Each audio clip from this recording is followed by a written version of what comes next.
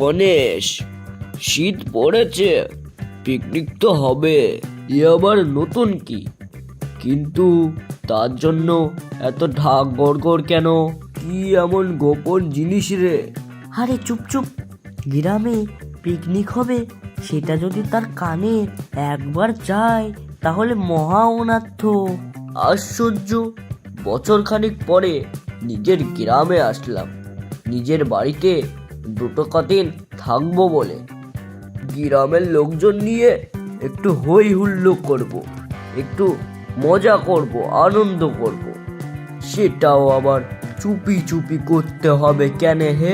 আপনি দাদা এই গ্রামের জমিদার বংশের ছেলে, তার উপরে আবার বিদেশে থাকে। কতদিন পরে এসেছেন, গ্রামের সবাই কত খুশি।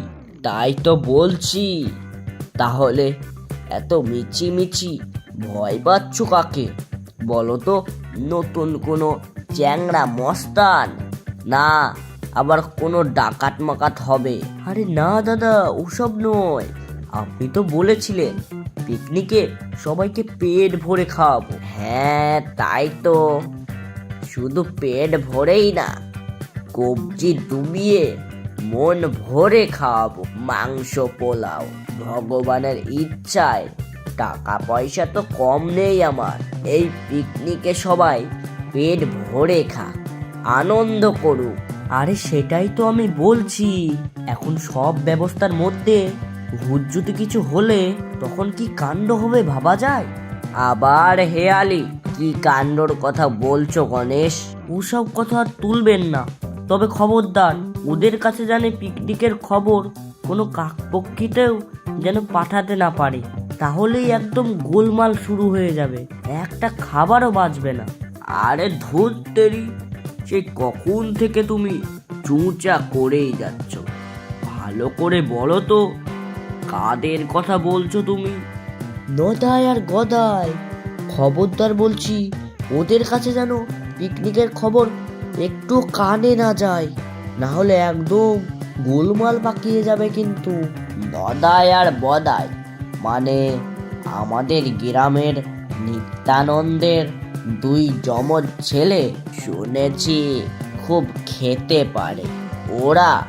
হ্যাঁ হ্যাঁ, ওদের কথাই বলছি। ওরা যদি একবার পিকনিকে গিয়ে উপস্থিত হয় তাহলে আর রক্ষা নেই।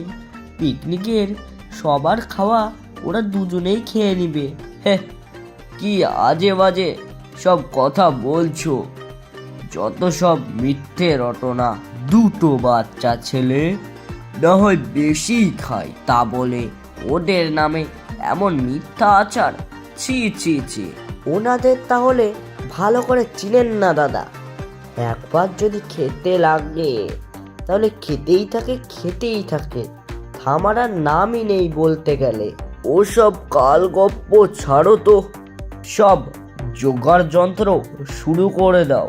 পিকনিকও হবে, তাতে নদাই আর গদাইও থাকবে। দেখি ওরা কত খেতে পারে। জমিদার বংশের ছেলে আমি, আমাদের গ্রামের পিকনিক আর বলো কি গ্রামের ছেলেদেরকে খাওয়াতে পারবো না? তাই কখনো হয় নাকি? যা ভালো বোঝেন আপনার মন, তবে আমাকে কিন্তু বলতে পারবেন না আপনি যে আমি বলিনি আপনাকে।